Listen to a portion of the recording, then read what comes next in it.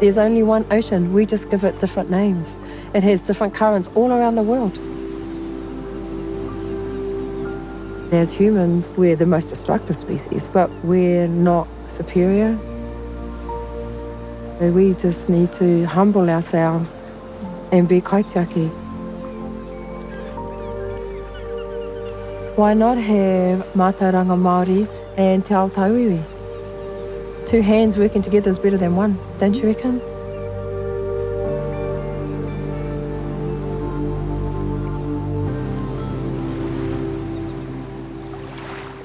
In the water behind us, I keep looking back, because this is it here. There were 112 million mussels in 2007. And then we came back again in 2008 and 2009, and we started to notice that the bed was declining. Fast forward to 2019, and the mussels had reduced to just under 80,000 in the entire harbour.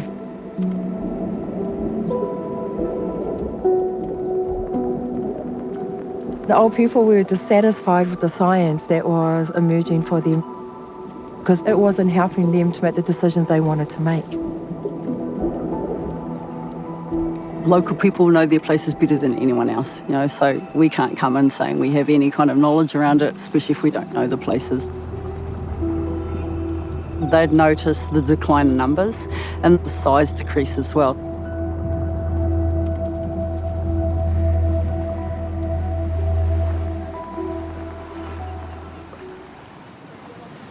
We went down and dove based on the marks that the old people told us, and many of them hadn't been in the water for 30 odd years because they're quite old. And they would say, mussels start here, end there, scallops there, this here, pippy there. And then we went down and dove it, and they were spot on because we GPS marked what they said.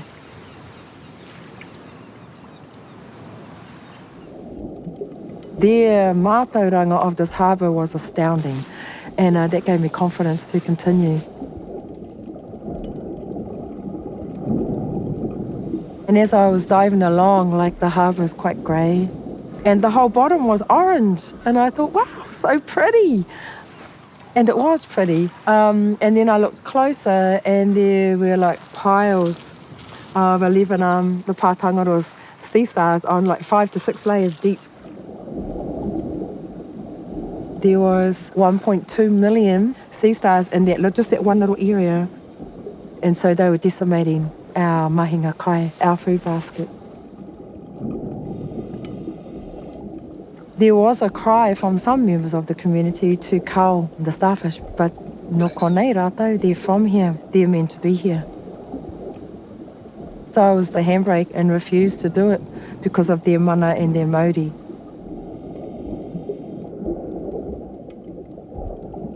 If we were to do that, what is a balanced number to remove? Do you just take out everything? We looked at different removal trials for the starfish, and we wanted to make sure that the removal techniques that we're applying respects the harbour and also the resources and abilities of the community, because it's a very community-driven project. And so if we were to go in to remove those sea stars, what would we do with them? Because we can't just take them to the dump or just leave them on the shore. That can't happen. So we started to investigate other options, and our thinking was a circular economy. Could we make a product out of the sea stars, in this case hand cream, because they're bioactive collagen, and then if any profits were made, could that money come back to the harbour, so from the harbour, for the harbour? That was our kaitiakitanga approach to sea star hand cream, which smells really nice. And actually, all the aunties, or the nannies, they were like, oh, or their wrinkles and stuff. It was really funny. So maybe that's the next upgrade because we've all got wrinkles.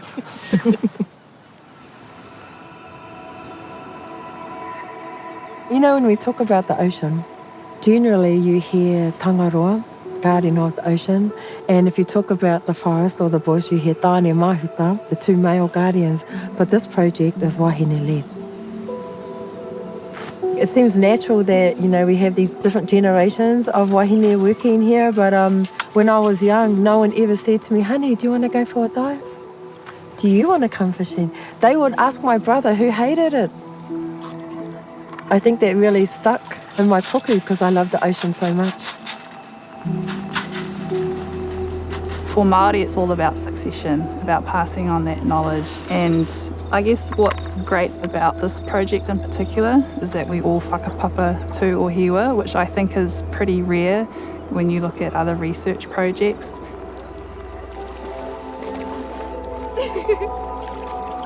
Okay, 11 centimetres. It's been just really awesome to be able to come back with science skills, Mātauranga skills, and act in that kaitiaki sense again. Because it's a place I'm very connected to and I have a lot of love for, I just find it really awe-inspiring. For me, Ōhiwa Harbour has always been the place that I associated with my parents first and foremost as a kid, and then as I got older, understanding how much further back it goes in terms of our whakapapa. So it's the wahapu or mātou tipuna, so it's the place of our ancestors. It's where they used to come to collect kai. This is our mahinga kai. It's really special, but it also feels quite natural.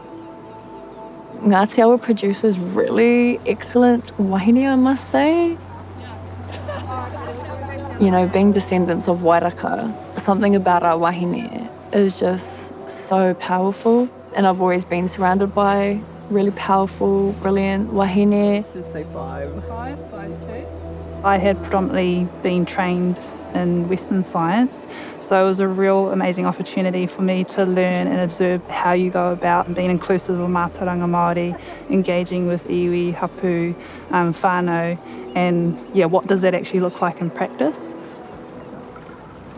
So this here's a cushion star, and through my PhD research we actually found them predating on the small juvenile mussels, and so because they're in such vast numbers, we believe that they might be a potential bottleneck for mussel recruitment, and so we want to look further into their predation pressures on mussels.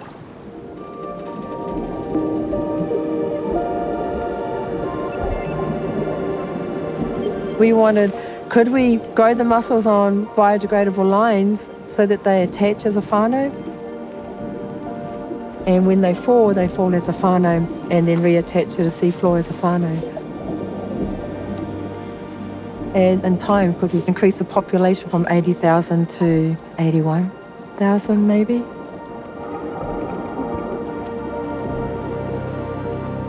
In July last year, 2023, we went for a dive and, I might cry. I cried then too. And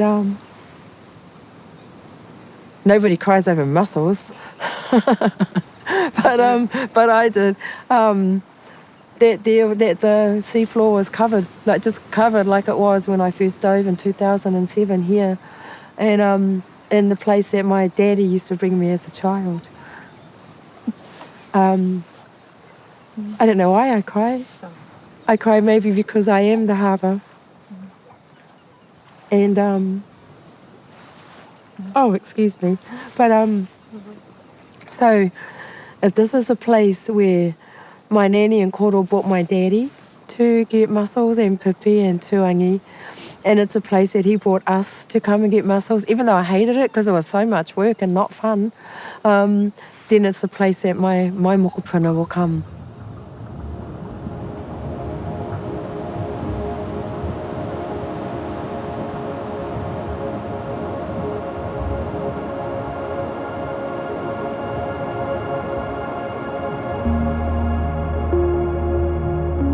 It just shows that Ōhiwa's trying to recover herself and that she just needs some assistance. If we had followed a standard mainstream approach to marine restoration, I don't think we would have gotten the results we got. We have 16 million mussels and around 3.5 hectares.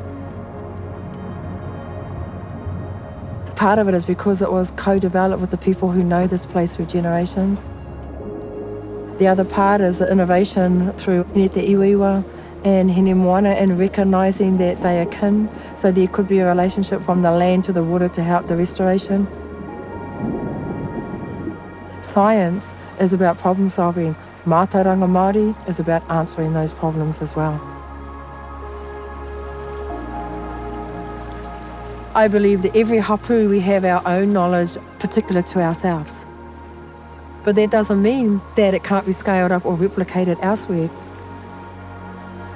We just share everything with other coastal hapu iwi who are trying to restore their mahinga kai too. Mātauranga Māori replicated, yes. Powerful, yes. Successful, absolutely.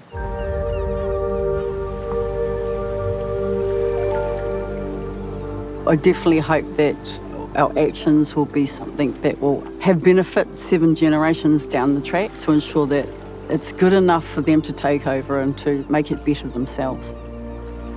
And just keeping those connections to the environment and to our mātauranga and to our histories. I know it's been really important in my life. When I think about our ocean, I think about if you had a child who was sick, would you not scour the universe for a cure? And would you care if the group that held the cure, would you care what colour skin they had? You wouldn't. All you would care about is that your baby is sick and we need to do something. And that's how I see the ocean. The ocean is our baby.